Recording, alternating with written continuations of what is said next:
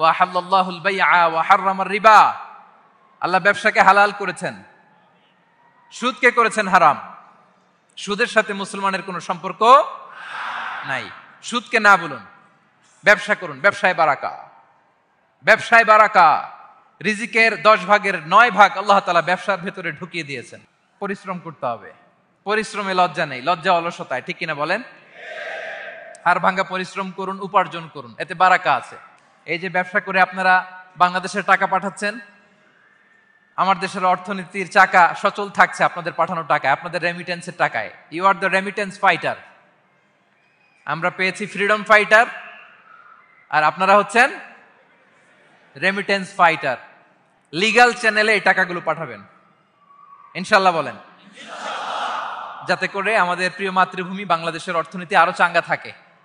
এত ঝড় ঝাপটার পরেও আমাদের বাংলাদেশের অর্থনীতি কিন্তু নিচে নামে নাই।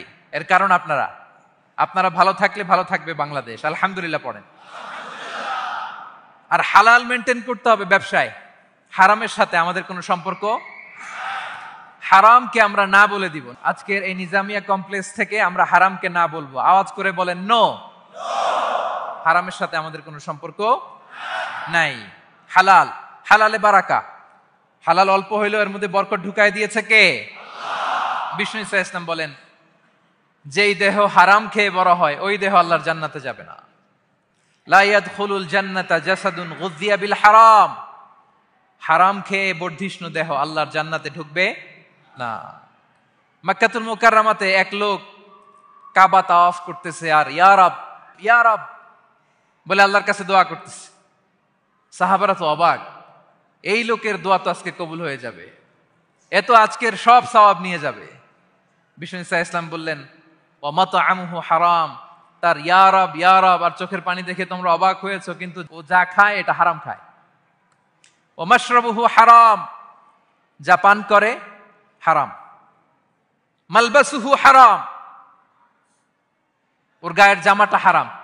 ওয়া গুযিয়া বিল হারাম, খাবার দাবার সবই হারাম।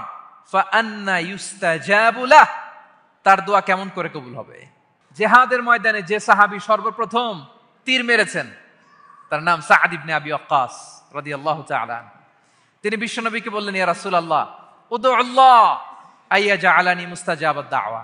হে নবী, আপনি আমার জন্য দোয়া করেন আল্লাহ যেন আমাকে মুস্তাজাবুদ দাওয়া বানায়। মুস্তাজাবুদ দাওয়া মানে এমন ব্যক্তি যে ব্যক্তি দোয়া করতে দেরি কিন্তু সে দোয়া কবুল হতে দেরি হয়।